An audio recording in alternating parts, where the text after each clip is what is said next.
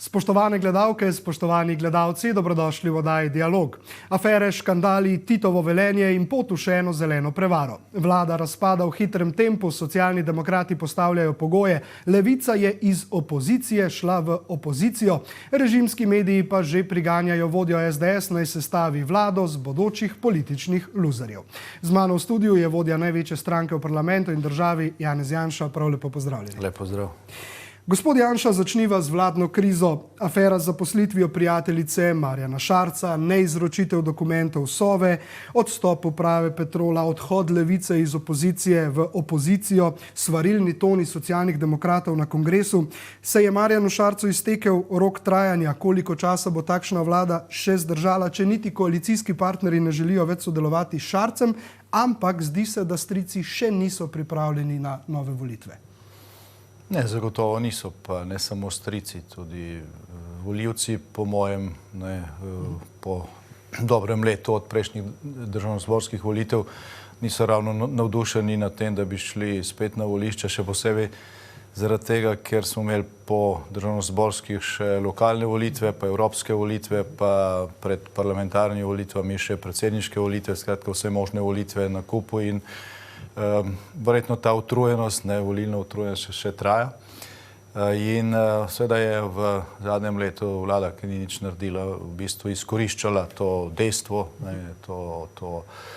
to željo po stabilnosti in so, tako kot že v času Cerarjeve vlade, pa še kakšne prej, Pahorjeve recimo, skozi kot glavni dosežek tega, da so navajali ravno to, da so, se pravi, da so stabilni, da ni volitev, da imamo neko stabilnost, ne pa to, kaj so naredili oziroma kaj niso in dejansko, če pogledamo to leto in še malo nazaj, katere zakone ali pa katere ukrepe so sprejemali v bistvu nekaj neumnosti, ki jih je izsilila levica, nekaj rutinskih zadev, mogoče tudi kako dobro odločitev, recimo o repatriaciji naših rojakov iz Venezuele, ki pa ne vem, kje je zdaj v praksi, ker je vse potihnilo. Tako da, gledajte, kot smo rekli na samem začetku, življenja te čudne koalicije,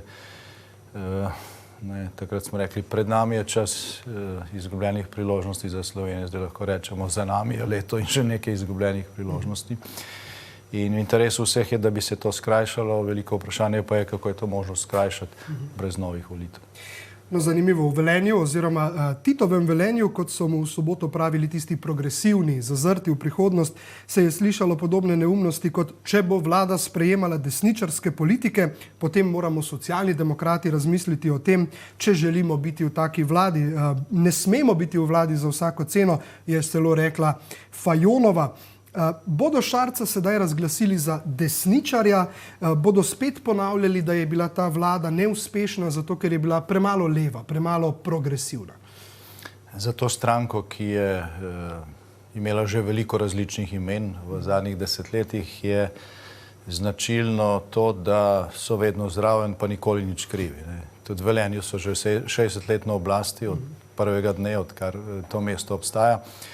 Pa niso nič krivi, oni so tisti, ki so tja pač pripeljali industrijo, ki jo zdaj kritizirajo in razglašajo neko zeleno paradigmo. Jaz moram reči, da res ne vem, kateri svetovalec je tej stranki svetoval, da se razglasijo za zelene ravno v Velenju. To je približno tako, kot da bi, ne vem, nek nemški politik šel v Auschwitz, pa bi tam razlagal o človekovih pravicah. Pred dnevi sem naletel tudi na zanimiv zapis režimskega, sedaj Petričevega trobila Delo. Tam so zapisali, da zdaj, ko pa je šla levica iz opozicije v opozicijo in socialni demokrati rožljajo, da boste pa sedaj vi dobili priložnost sestaviti vlado, namigovanje je bilo kar očitno, ampak seveda ni šlo brez komentarja, da lahko vlado sestavite samo s strankami, ki se bojijo, da ne bodo več prišle v parlament. Na Twitterju ste to ponudbo že zavrnili, scenarija 2011-2012 ne bo, na njihovo žalost očitno. Ja, to diagnozo bi bilo potrebno dopolniti v tem smislu, da v trenutni koaliciji so samo stranke, vseh 5 je teh, ki se bojijo volitev. Nekatere se bojijo, da bodo izpadle iz parlamenta, volitev se pa bojijo vsi. Če se jih ne bi, potem bi bilo logično, da pač tisti, ki se jih ne bojijo, poiščejo nek dogovor o tem, da se pač gre na predčasne volitve. Sam jaz tega namena ne vidim. Tako da ni v bistvu, ko gre za strateško vprašanje, ni dveh kategorij strank v tej koaliciji. So samo tisti, ki se volitev bojijo. Zdaj, nekateri bodo zagotovo iskali rešitve v poudarjanju. Moram reči to, da za razliko od tega, kar so ti večinski mediji skušali ustvariti vzdušje po tem odhodu Levice iz tega sporazuma, ki ne vem, ali sploh bil podpisan ali ne, kakorkoli. Levica je bila nadkoalicijska stranka v tem času, zdaj bo mogoče kdaj koalicijska, nadkoalicijska, najbrž ne bo več. To dejstvo je spremenilo politično klimo in stanje v Sloveniji bolj, kot so ga razlagali nekateri v osrednjih medijih, ki so zagovorniki tako imenovane stabilnosti, iz katere potem oni črpajo razne dotacije za svoje preživetje. In od zdaj naprej je pač nastopila neka faza konfliktov, neka situacija, ki smo jo že videli v slovenski novejši politični zgodovini, v času Pahorjeve vlade še posebej.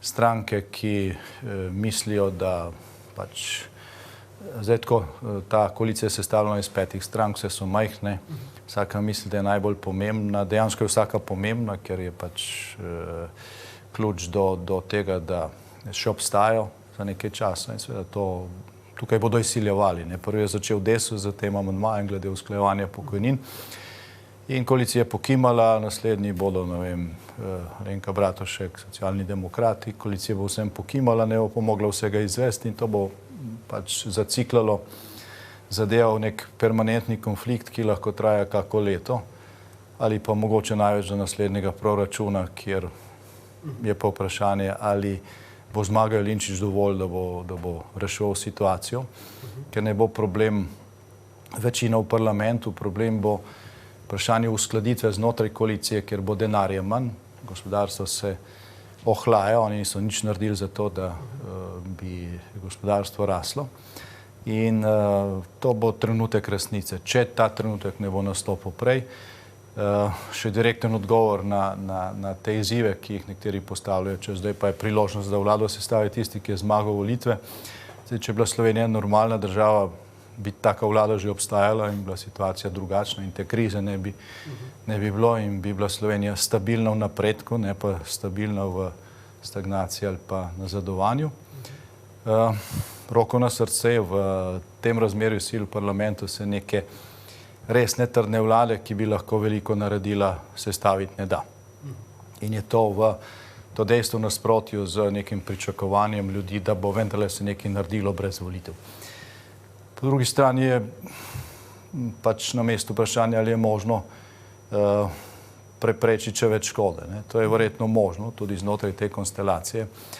Je pa veliko vprašanje, če je znotraj vsaj nekaterih strank vladne koalicije, sedanje vladne koalicije, dovolj razuma in tudi nekega, če hočete, premisleka v tem smislu, kaj tudi njim dejansko koristi, njim samim, strankam, kaj je v njihovem vlastnem interesu, da bi se to dalo narediti vsaj za nekaj časa in bi se škoda omilila. Nenazadnje je tukaj dvoje dejstev, ki sta nesporno, se pravi, gre za 2 milijardi in še več denarja v Bruslju, ki je naš denar, pa ga ne porabljamo.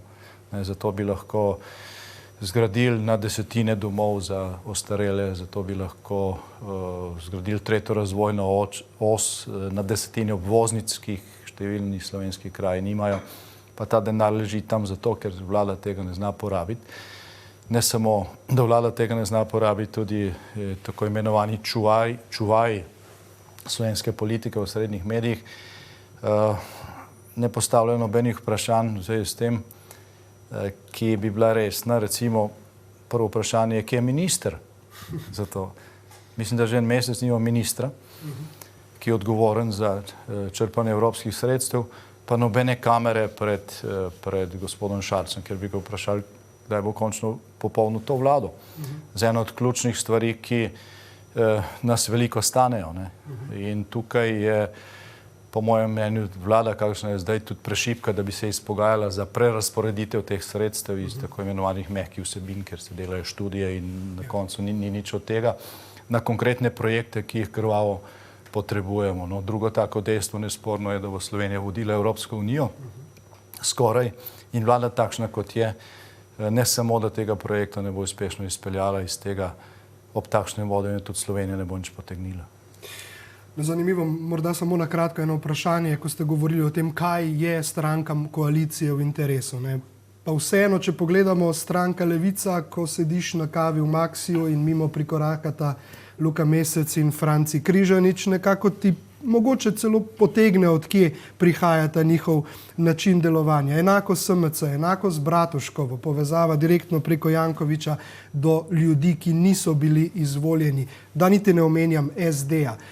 Je ta kriza vladna vseeno le nek šov, neka predpriprava, ki jo še potrebujejo, da si spet nekaj novega zmislijo? Pred kratkim smo tudi pri nas objavili članek 92, umor 94, Depala vas 96, 2000, Bajuk in tako naprej, afera za afero, za afero, za afero, vse do Patrije in potem tudi zapora. Se pravi, je ta kreg strank, ki v svojem jedru so navezane na neke druge strukture, sploh lahko razumeti kot njihove lastne interese, ali so pač obvladovane na tak način, da pripravijo prostor za nekaj novega. Spet.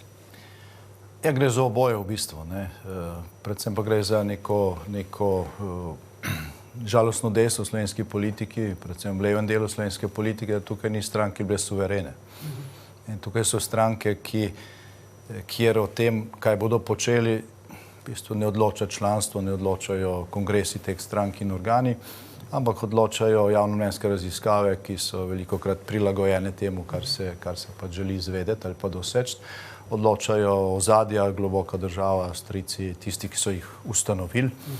Zaradi tega stranke tudi prihajajo in odhajajo in so to stranke, instant stranke za en mandat z nekaj izjemami, ker imajo pa druge težave, kot smo videli ne nazadnje to, kar se je dogajalo z tako imenovanimi socialnimi demokrati ali ekosocialisti ali kaj so že zdaj v Velenju v soboto.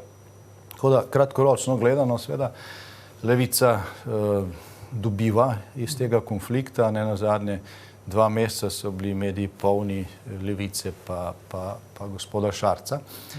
In tudi znotraj tega pola, ki ostaja v koaliciji, pač je Šarčeva stranka tukaj na mestu vprašanja, mislim, kak za kompleksan ego mora imeti nekdo, da stranko poimenuje po sebi, v 21. stoletju. Skratka, tudi ta stranka ne izgublja toliko, kot izgublja Desus, stranka Mira Cerarja, kaj so že zdaj, in zavezništvo naslednje stranke, ki se imenuje po predsednici. Ne? Tako da tukaj to ustvarja seveda tudi dodatne delitve znotraj koalicije. Dolgoročno pa je seveda tako, da od tega konflikta bo v smislu povečanja ali pa krepitve volilne podpore srednjeročno verjetno imela sam Levica. Ne? Oni so to zračunali, če bo vlada sicer razpadla v bližnji prihodnosti, potem bodo ekstremni levi volivci tudi njih krivili za to.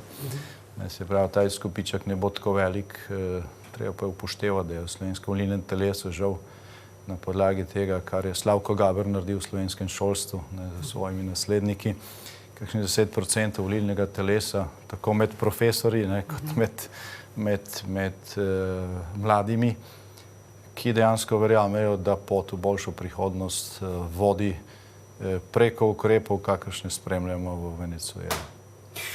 No, pa poglejmo malo teh ukrepov. Eno leto je naokoli, malce več in razen kadrovanj v velikih državnih podjetjih, zaposlovanj Lubic in stopnjevanja represije nismo videli. Medtem je vaša stranka skušala reševati razmere, vložili ste kopico zakonov, ki jih je koalicija zavrnila, ker baje parcialno urejajo področja, recimo dvig invalidskih pokojnin, to je parcialno. Zagotovitev enakopravnega financiranja javno veljavnih programov na zasebnih osnovnih šolah, spet parcialno, bomo mi kar cel zakon urejali. Pripravljajo sistemske ukrepe, pravijo v koaliciji. Jih bomo videli še v tem mandatu ali bo tako nekako sistemski kot Milojkina reforma zakona o zdravniški službi in pacientovih pravicah v prejšnjem mandatu, ki naj bi bila do decembra, potem do maja, potem pa ni bilo več vlade. Zdaj, če bi pogledali statistiko dnevnih redov sej državnega zbora v mandatu Šarčeve vlade, bi ugotovili, da je večino zakonov, ki so nekaj reševali, ki niso bile neke ratifikacije mednarodnih pogodb, predlagala opozicija, večina Slovenska demokratska stranka, nekaj tudi Nova Slovenija in nekaterih sej sploh ne bi bilo, če mi ne bi nič predlagali, in to se je zgodilo prvič v zgodovini. Prvič v zgodovini imamo tako porazno nesposobno vladno sestavo, da niti nekih temeljnih stvari imajo pa tega napisano v koalicijski pogodbi, na stotine, ne znajo pripraviti, čeprav še nikoli nismo imeli tako glomaznega administrativnega aparata, ki je neke stvari vseeno sposoben napisati. Poleg tega plačujejo na stotine svetovalcev, ki delajo isto delo, za kar plačujemo številne javne uslužbence. Od resnih stvari, ki jih je ta vlada vseeno, recimo, detektirala ali pa na nek način prepoznala kot tudi za njih koristne v tem zakonodajnem postopku, smo nazadnje videli ta zakon o brezplačnem javnem prevozu za upokojence in za nekatere druge kategorije. Mi smo to predlagali večkrat doslej, vedno so to zavrnili. Zdaj so potem sami predlagali isto in zdaj se gospa Bratušek hvali za tem zakonom. To je rešitev, ki je bila v našem programu že pred volitvami, ki smo jo udejanjili v obliki zakona, ki jo je deloma Zvone Černač, ko je bil minister za infrastrukturo, uveljavil oziroma skušal uveljaviti že takrat smo uvedli to za dijake in še za nekatere druge kategorije. Zadnje 2 tedna spremljamo neko igro absurdov, ko po tem ukrepu Banke Slovenije, ki je omejilo potrošniške in stanovanjske kredite, ko je predsednik vlade izjavil, da naj banka za 1 leto zamrzne ta ukrep in da bodo v enem letu pripravili nekaj členov spremembe stanovanjskega zakona, na podlagi katerih bo potem država uvedla jamstvo. 1 leto so hoteli za to ob 160 tisočih zaposlenih v javni upravi. Mi smo to pripravili čez noč, ker ne gre za kako veliko znanost, imajo v številnih drugih državah takšne skeme in to predstavili. Mislim, da je bilo to ena od novinarskih konferenc z daleč največjim obiskom v zadnjem letu, ampak pomislite, v teh osrednjih medijih te teme ni bilo. Nacionalna televizija tam imela številno ekipo, o tem ni bilo niti besede in slike, samo neka omemba v odmevih. Zato, ker pač so to zadeve, ki tudi tistim, ki bolj površno spremljajo dogajanje, odpirajo oči in se zelo jasno vidi, kaj je ta vlada pri takšnih korakih sposobna. Namesto tega so bili vsi topovi obrnjeni proti Banki Slovenije, ker je pač gospod Šarec rekel, da so v bistvu oni povzročili to stanje s svojim ukrepom. Dejansko so ga samo skušali uravnavati v okviru svojih pristojnosti. Ta ukrep je povzročen z zgrešeno razvojno politiko levičarskih vlad, ker to, da 300 tisoč ljudi ni kreditno sposobnih, ni odgovornost Banke Slovenije, ampak tistih, ki so vzpostavili takšno stanje, da se delimo na prvo in drugo razredne in ker ljudje delajo, pa ne zaslužijo za preživetje. In tukaj je pač vlada tista, ki mora te stvari spreminjati in če treba tudi z ukrepi, kot so državne garancije za tiste, ki prvič rešujejo stanovanjski problem in je naravno sramota, da mora to delati opozicija.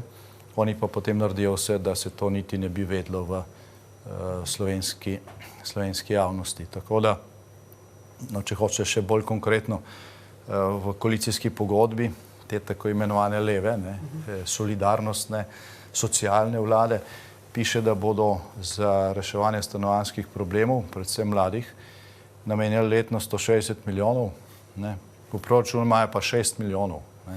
6 milijonov imajo za to in recimo za škandalozno trošenje denarja za ilegalne migrante ta vlada namenja 10-krat več kot pa za reševanje stanovanjskega problema mladih. Gospod Janša, hvala za enkrat.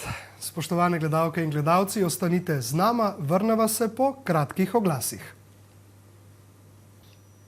Spoštovane gledalke, spoštovani gledalci, dobrodošli nazaj v oddaji Dialog. Nocoj se pogovarjam s predsednikom največje stranke v Sloveniji, gospodom Janezom Janšo. Pred oglasi sva se pogovarjala o politični stvarnosti, sedaj pa me zanima politična čarovnija. V Velenju so uspeli postkomunisti svojo krvavo rdečo zvezdo čudežno spremeniti v zeleno. To je pred njimi storila tudi že levica, ekosocializem pravijo temu, in nameravajo v zeleno vreči 30 milijard v naslednjih 10 letih. Danes vemo, da 30 milijard ne bo rešilo onesnaževanja, sploh ne na globalni ravni, lahko pa vzdržuje levico na oblasti. Je to nek novi ekosocializem, se pravi še ena kraja ljudstva, ki ga morda iskreno skrbi za okolje.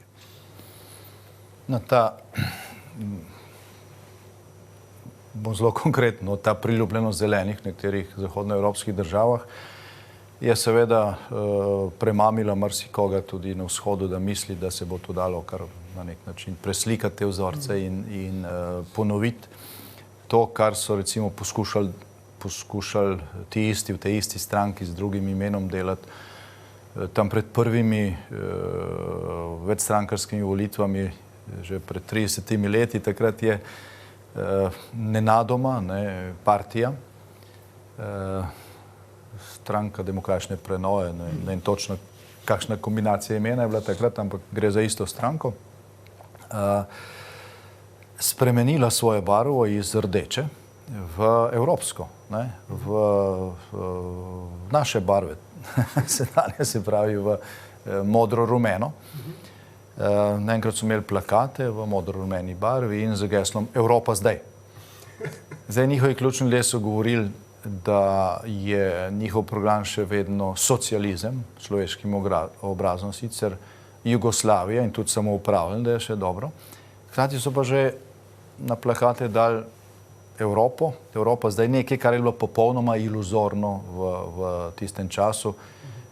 Kdo bo jemal Jugoslavijo z Miloševićem, z situacijo, ki je naravnost vodila v vojno v Evropo. Ampak oni so to dali na plakate. Vse pol so vrnili nazaj rdečo. Nekaj podobnega je zdaj z to tako imenovano zeleno.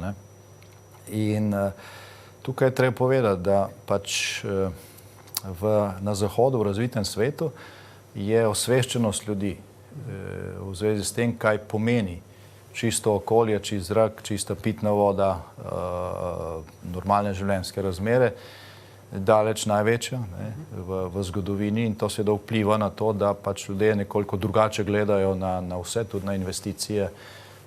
Ni važno samo, da bodo nova delovna mesta, ampak da to tudi ne bo poslabšalo življenjskega okolja, in to je pozitiven premik in to velja posnemati, se pravi tudi na drugi strani Evrope, ki ponekod nima takšne razvojne izkušnje, imamo pa drastične izkušnje z svinjanjem okolja. Spomnimo se tisti starejši, kakšen zrak je bil v Ljubljani včasih ali pa kakšna Sava je tekla. Zdaj je rjava, včasih je bila črna. Da ne govorimo o Ljubljanci, številnih drugih slovenskih rekah, pa o zraku, o tem, kako se je goljufalo pri meritvah, kako smo tam konec 80-ih let ustanavljali prva ekološka društva, ki so začela s tem ukvarjati, pa jih je Udbar spremljala še kot kontrrevolucijo. Se pravi, to je zdaj čas drugačen, generacije rastejo gor z zavedanjem da je okolje vrednota. In seveda nekateri na levi sceni, prežeti s kulturnim marksizmom, so temu hitro dodali še katastrofične napovedi, ki naj bi jih povzročile podnebne spremembe. Pridiga o tem, kako podnebne spremembe izključno povzroča človek, kar je popolnoma nedokazano. Podnebne spremembe se dogajajo v zgodovini tega planeta in se bodo tudi kasneje. Kako mi vplivamo na to, je veliko vprašanje. Dejstvo je, da vplivamo. Dejstvo je, da onesnaževanje okolja seveda vpliva delno tudi na podnebje. Mislim pa, da to vpliva bistveno manj kot spremembe na soncu oziroma stvari, na katere človek ne more vplivati. In je treba to razumeti in ne iz tega delati ideologije infame in novih malikov, kot je Greta, recimo. Ampak to seveda, socialisti so vedno znali to izkoriščati, vedno so znali pridigati o nečemu, kar je tako veliko, da se ne razume, kar je daleč, kar ni možno normalnemu človeku takoj preveriti in to se skuša zdaj kombinirati. Zdaj ponekod na Zahodu to deluje, ampak ne v tej smeri, kot si želijo naši ekosocialisti. Na vzhodu pa tega praktično ni, ker imajo ljudje še spomin, kaj je rdeča barva nekoč pomenila v zvezi z okoljem. Več je bilo rdečih zastav na nekem objektu, bolje tisti objekt svinjavo okolje, v materialnem in tudi v duhovnem ali pa kulturnem smislu. Tako da iz te moke ne bo veliko kruha. Mogoče je neka postranska korist v tem, da tudi se druge stranke to silijo v to, da bolj resno jemljajo okoljevarstvene teme, varovanje okolja. To se običajno začne ne na velikih pompoznih kongresih, ampak v občinskih svetih, kjer konkretno odločajo o nekaterih zadevah vezanih na okolje. Tudi lokalno, ja. Saj je tudi Levica je imela 3 leta nazaj zeleno zvezdo, danes so spet pri rdeči. Ampak kongres SD-ja, če še nekaj trenutkov nameniva temu, je bil nekaj izven časa. Vse je bilo narobe. Začeli so s pesmijo 14. divizije, ki je dokazano uporablja otroke za živi ščit pred Nemci, nadaljevali s poudarjanjem Titovega velenja in govorili o ekologiji v mestu, kjer se zaradi onesnaževanja med socializmom še danes rakava obolenja pojavljajo bistveno bolj pogosto. Že sami ste omenili Zasavje, Mežico. V vsem tem so pa grmeli, prihodnost bo progresivna ali pa je ne bo. Se pravi, ne ravno v teh besedah, ampak nas mora biti strah. Si res želimo progresivne prihodnosti. Ja, to geslo mi je nekoliko znano. Ne vem, še tam v totalitarnem režimu je bilo tudi neko tako geslo. Prihodnost bo komunizem ali pa prihodnosti ne bo. V raznih variantah smo to slišali pa brali na raznih prospektih. Sicer pa se s to stranko preveč resno nima smisla ukvarjati, ker vse, na čemer gradijo, zlagano. Od zgodovinske podlage do zdaj barve, kar so sami priznali. Tudi za rdečo pravijo, da ni rdeča, ampak je zelena. Se pravi, zdaj nekdo, ki tako laže o očitnih dejstvih, ne zasluži resne obravnave, zasluži pa takrat, ko ima oblast dvignjene obrvi, ker iz takšnih zgrešenih ideologij so se rodili genocidi, hude jame, Srebrenice in podobno grozodejstva.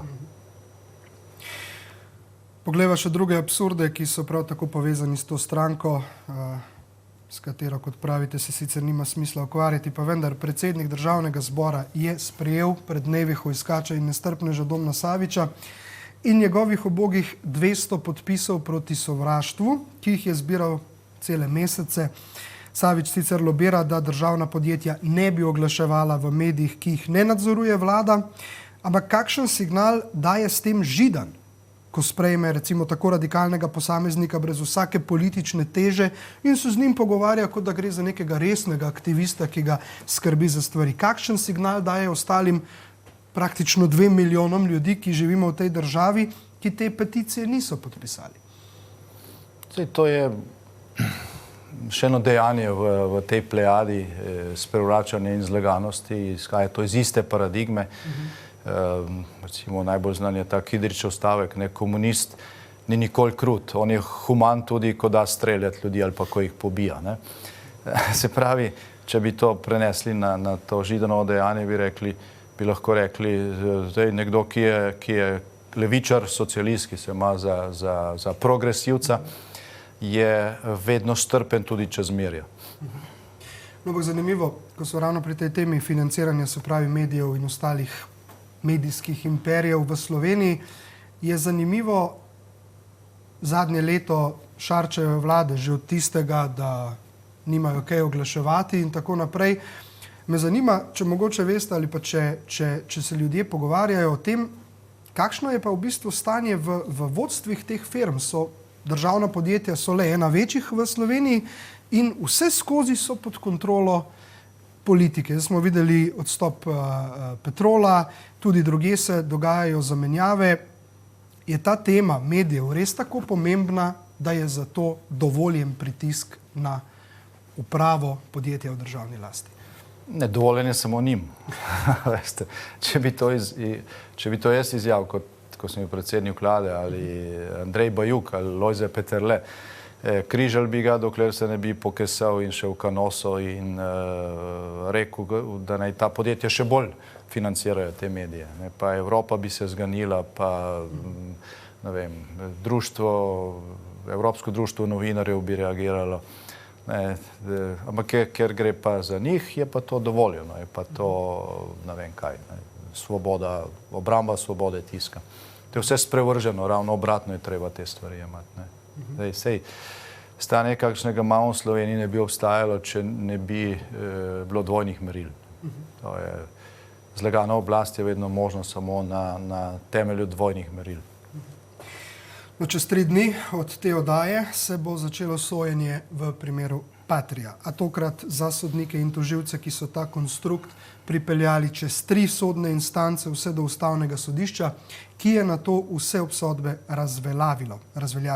Danes ni več pravnika, vsaj resnega ne, ki bi zastavil svoje ime in branil ta proces. Menite, da bo sodišče sposobno notranje refleksije? Menite, da bo tokrat vrana vrani izkljuvala oči? Menite, da bodo Barbara Klanšek, Branko Masleša, Branka Zobec-Hrastar, Ferlinc in ostali odgovarjali za svoje grobo kršenje prava, vse od vložitve obtožnega predloga naprej, ki bi moral biti po dikciji Ustavnega sodišča zavržen? Ne zavrnjen, zavržen. No, jaz sem trdno prepričan, da bodo odgovarjali. Sem pa skoraj enako trdno prepričan, da se to ne bo zgodilo zdaj oziroma na prvi stopnji, ker sodi sodnica, ki je že sodila pri odškodninski tožbi, ki jo stranka vložila zaradi kraja volitev oziroma zaradi oškodovanja in kjer je bilo vse dokazano, pravzaprav pa ni sprejela nobenega dokaznega predloga. Gospa Metka Turk, nekoč Metka Turk Divjak, je po naših informacijah tudi članica istega sodniškega društva kot sodniki, ki jim sodi. Se pravi, skupaj sedijo nekje, jaz dvomim, da bo vrani tokrat izkljuvalo oči. Sam so tudi više instance, predvsem tukaj Evropsko sodišče, kjer so že padale klofute tudi slovenskemu sodstvu v podobnih zadevah. Poleg tega, gledajte, v sodni praksi imate na desetine, na stotine primerov, ko se dosojajo odškodnine. Recimo gospodu Mišiču zato, ker so ga razrešili iz uprave Luke, gospe bivši informacijski pooblaščenki Musarjevi, ker ni bila imenovana za direktorico televizije, 10.000 evrov, 100.000 evrov, tako da, ne vem, nekemu kranjskemu podjetniku milijoni odškodnine, da je pol krvavc kupil, lahko na podlagi neke precej čudne situacije tam. Polno tega je, pa nobenega hrupa nikjer. Ker je pa za eklatantno zadevo, za zlorabo, za katero so neposredno odgovorni sodniki, tožilka in so dokazi predloženi. Pa kot se kaže, če bo ista sodnica ponovila postopek iz odškodninske tožbe, ki je vložila stranka, ne bo niti zaslišanja prič, ki jih predlagamo, nič, ker se pač ti gospodje in gospe bojijo kamer. Ne? Sej gospod Masleša se verjetno boji, da bo odgovarjal na vprašanje v zvezi s svojimi izjavami, ki so posnete, za katere obstajajo priče in tako naprej, ker potem bi se pač neposredno izkazalo, da je bil celoten sodni proces Patria, ne samo politični proces, ampak organiziran, montiran od prve do zadnje stopnje. No, če bo sodišče sledilo pač dokazom, ki so že na mizi, omenili ste pričanje gospoda Marvina za besede takrat predsednika Vrhovnega sodišča Masleše, potem Branka Zobec-Hrastar je tudi izgubila, mislim, da je takrat sodil sodnik Radonič v primeru proti vam in odvetniku Matozu. Se pravi, tukaj je kar nekaj stvari, ki so se že zgodile na nižjih stopnjah, ki kažejo v to smer. Me pa zanima ena stvar, ker omenjali ste Evropsko sodišče. Ne? In ponavadi v Sloveniji je nekako praksa za vse te svinjarije, ki si jih zamislijo gospodje nikoli izvoljeni, pridajo nekako do Ustavnega sodišča. Potem pa tam le sedijo ljudje, ki imajo nek renome v svetu, v Evropi in ta zadeva na Ustavnem sodišču pade. Žal, danes opažamo, da na Ustavnem sodišču tudi sedijo ljudje, ki mi je popolnoma vseeno, če zadeva gre naprej do Evropskega sodišča. Menite, da bo prišlo tako daleč v trenutni konstelaciji, da bo na koncu o tem res moralo odločati Evropsko sodišče? To so lahko tudi novih 10 let spet.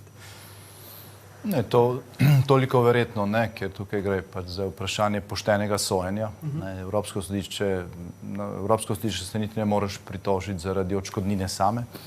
Lahko se pa pritoži zaradi nepoštenega sojenja in ta zadeva, tako kot je zastavljena, kaže na to, da gre natančno za to in to imajo, te zdaj imajo določeno prednost, ne, še posebej, ko gre za odmevne primere in še posebej zato, ker je tukaj ker so obrvi dvignjene, zaradi tega, ker to ni prvi primer, ki tja prihaja iz Slovenije v zvezi z nepoštenim sojenjem. Tega je polno pri nas. Ob tem pa je seveda tudi na Evropskem sodišču znano dejstvo, da v Sloveniji sodniki, kljub temu, da obstaja zakonska regulativa o krivičnem sojenju, ne odgovarjajo za krivično sojenje. Slovenija nima benga primera, kjer bi nekdo odgovarjal za krivično sojenje v nekih resnih zadevah, doči imajo vse ostale evropske države vrsto takšnih primerov. Se pravi, Slovenija nima vzpostavljenega sistema notranjega nadzora v sodstvu, kjer bi sodna veja oblasti bila sposobna sankcionirati tiste v svojih vrstah, ki krivično sodijo. Ne. Tukaj dejansko vrana ne izkljujejo, to je očitno dejstvo in zaradi tega tovariši in tovarišice v tem primeru jo ne bodo odnesli tako, kot mislijo. Ampak zanimivo, ravno to, ko ste govorili, ne, očitno je ta sistemski problem, kot bi recimo koalicija, ki sistemske predloge baje, da pripravlja, ampak rekla, tukaj pa dejansko obstaja sistemski problem. Če sem samo osredotočil recimo na primer Kangler in preiskovalko v tem primeru, Ustavno sodišče je že zaščitilo sodnike, ker baje ne nosijo politične odgovornosti, samo kazensko in tako naprej. In tega ne more odločati Državni zbor. Zanimivo pa je, da na drugi strani te premice sodnik Žirovnik, nekdani agent službe državne varnosti, tudi uslužbenec Sove v času mandata Franca Kanglerja, ko je bil on v Komisiji za nadzor obveščevalnih varnostnih služb, s tem, da vemo, da po dokumentih, ki so na voljo, so se tudi že med policijskim postopkom dogajale napake, oziroma ne vemo, namerne ali nenamerne. Kako komentirate to odločitev Ustavnega sodišča, da zdaj zaščitil tukaj sodno vejo oblasti in ali ste presenečeni, da niso zaščitili tožilcev, da so v bistvu tukaj pa rekli, oni pa lahko odgovarjajo, ne? Zaenkrat gre samo za začasno odredbo. Ne? Zdaj, če bo to nek judikat, ki bo veljal, potem se bo slej ko prej postavilo tudi vprašanje. Zdaj, če tista veja oblasti, ki je neposredno izvoljena od ljudstva, se pravi zakonodajna veja oblasti, nima pravice nadzirati po nekih predpisanih poteh in tako naprej tudi drugih vej oblasti, Potem se je postavilo tudi vprašanje, da tudi sodna veja oblasti nima pravice nadzirati ali pa soditi zakonodajne veje oblasti. Se pravi, ta delitev oblasti obstaja po slovenski ustavi, ne,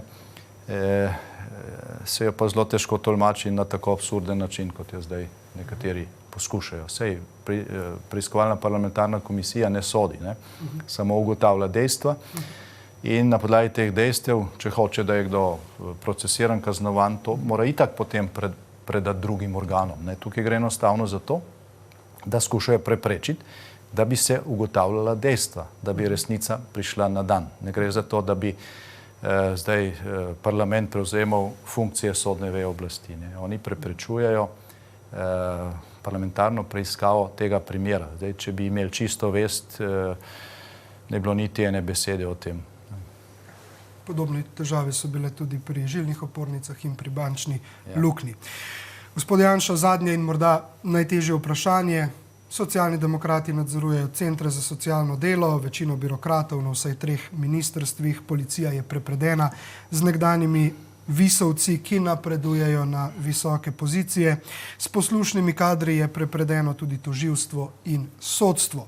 Da niti ne omenjamo medijev, ki se nekateri napajajo z našim denarjem, drugi pa imajo sedeže v davčnih oazah. Koliko časa bo potrebno in koliko mandatov in koliko zaporednih mandatov in kako močna vlada, da bomo razgradili to dediščino tega mafijskega režima in dokončno živeli demokracijo. Ker danes se ne ukvarjamo več s politično komunistično levico v smislu njihovih izvoljenih voditeljev, ampak se ukvarjamo z imperijem, ki je ostal v ozadju. Ja, in pač ta imperij uporablja enkrat levo paradigmo, enkrat liberalno, enkrat desno, enkrat kapitalistično, enkrat socialistično. Vse, kar je treba samo za to, enkrat preko zbornice, enkrat preko stranke, enkrat preko sodstva, enkrat preko medijev, samo zato, da se obdrži na oblasti. Ne. To je globoka država, ne. To ni politična tvorba, to je mafija. In zato, da se jo razgradi, je potrebno vrsto ukrepov, ne, ker je to zadnje vprašanje, najbrž nimamo časa, da vse naštejem. Sem pa jaz napisal lani eno študijo na to temo, prvorazredni, ne, kjer so ti ukrepi razdelani in tisti, ki to prebere, vidi, da to ni takšna znanost. Ne. Pač spostaviti treba neko normalno stanje in tudi za najtežje probleme, recimo to stanje v sodstvu, obstajajo zelo enostavne rešitve, ne, za katere ne potrebuješ niti kakšne velike spremembe zakonodaje, ker ta že obstaja. Ne, v zakonu o sodniški službi, recimo od leta 1994, tako imenovani Pučnikov amandma, ker piše, da sodniki, ki so kršili človekove pravice, ne, ko še ni bilo trajnega mandata, sploh ne smejo biti imenovani v trajni mandat. Ne, če se ta člen uveljavi, bo moral slovenski parlament na novo izvoliti 90% vrhovnega sodišča, pa še številnih drugih upravnih sfer na slovenskem sodstvu in to dejstvo bi samo po sebi rešilo že 70% tega problema. Tako da rešitve seveda obstajajo, je pa zato potrebna trdna večina v državnem zboru, ta pa je odvisna od volivcev in več volivcev bo spregledalo to stanje, bolj trdna bo ta večina po prihodnjih volitev. No, upamo, da bodo volivci spregledali, preden bodo zaslužili 6 evrov na mesec, tako kot v Venezueli. Gospod Janša, najlepša hvala za vaš čas in hvala, da ste bili nocoj moj gost. Hvala vam. Hvala pa tudi vam, spoštovane gledalke in gledalci, za pozornost. Želim vam prijeten preostanek večera. Lahko noč.